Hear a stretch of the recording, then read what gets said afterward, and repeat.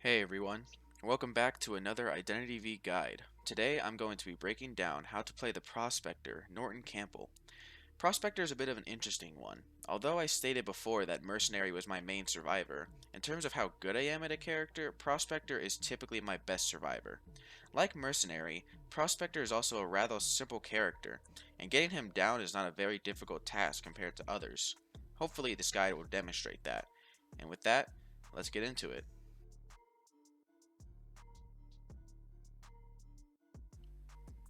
Getting into Prospector's playstyle, Prospector is a partial contain, partial assist character, meaning that he excels at both keeping chase with the hunter, as well as assisting teammates with kiting.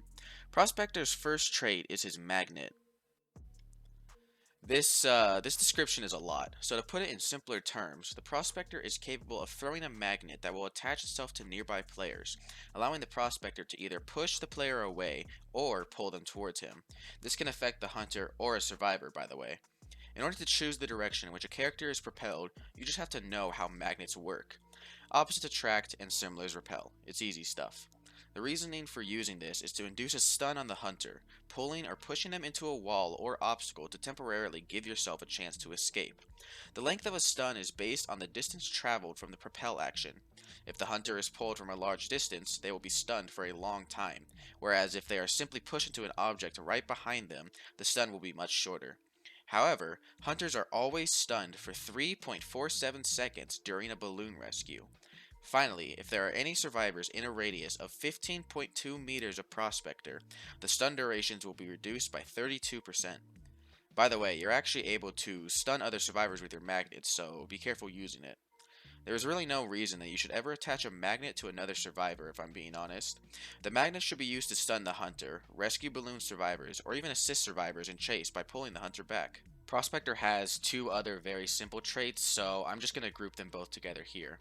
His two traits, Outdoor Skills and Disruption, allow him to heal himself and other survivors 10% faster, as well as making calibrations on cipher machines 30% more difficult. But really, this just makes it easier to hit the perfect calibrations anyway.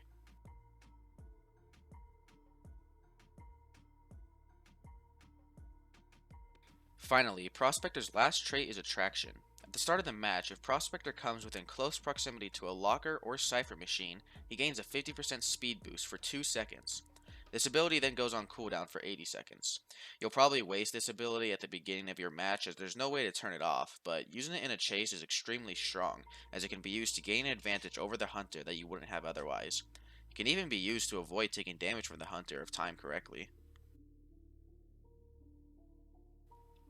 Prospector is a survivor that I would consider rather strong, but unfortunately with some recent nerfs and changes to him, has made him fall out of higher tiers. In terms of viability, there are some other choices that could potentially work better for what Prospector does, but there's also no reason to not to just use him. Being able to contain the hunter well when his stun abilities are used correctly, as well as being able to assist survivors that are in bad situations.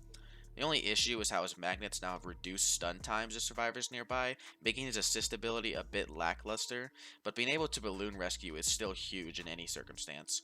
I would say that currently Prospector is most likely in the B tier area of survivors.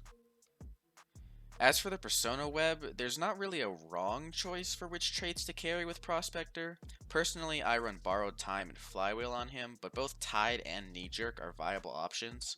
Although, out of all of them, I think that Knee Jerk is not as viable due to him already having the locker speed boost, but either way, there's not a bad choice for any trait with Prospector. You can run pretty much whatever you want on him. Prospector is one of the more simple characters of the game. All you really need to know is when to use Repel and Attract, how not to ruin your teammate's day, and managing your magnet use as he only has 3, which are constantly recharging though. Always be sure not to just spam throw out your magnets, keep them for when you truly need them and not just get a short stun on the hunter. You can probably tell that this video is a lot shorter than my mercenary guide. Unfortunately, I don't have a match to showcase this time. I did have a great one, but the footage somehow got corrupted. And attempting to get a good match while I'm recording is like finding a needle in a haystack. Instead, I'm gonna ramble for a second, as it's clear the time between this video and my last is pretty big. I'd like to apologize for that. Really, I kind of went out on a limb when making this channel. Don't get me wrong, of course, I still love Identity V, but recently my motivation for this game has just been diminishing. Also, I'm not exactly enjoying this new hunter that just came out, so that's I can't lie, I began a script for a mechanic guide about a week after I uploaded the gameplay vid. The video itself wasn't turning out very well, and I didn't really like it, so I scrapped it and began this Prospector one, and then I kinda just did nothing for a few months. I don't plan on just not uploading anymore. I still want to try and pursue this whole YouTube thing. Maybe I could gravitate towards other media, but Identity V is still my core at the moment for my channel. Or if you guys would like to request some sort of guide on a character, I'd be more than happy to try to accommodate.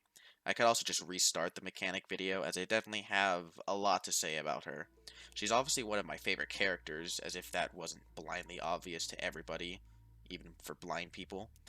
I also would like you guys to let me know how these guides are doing. I received a lot of positive affirmations from my mercenary guide, a lot of you saying that the guide was helpful and such, which truly means a lot to me.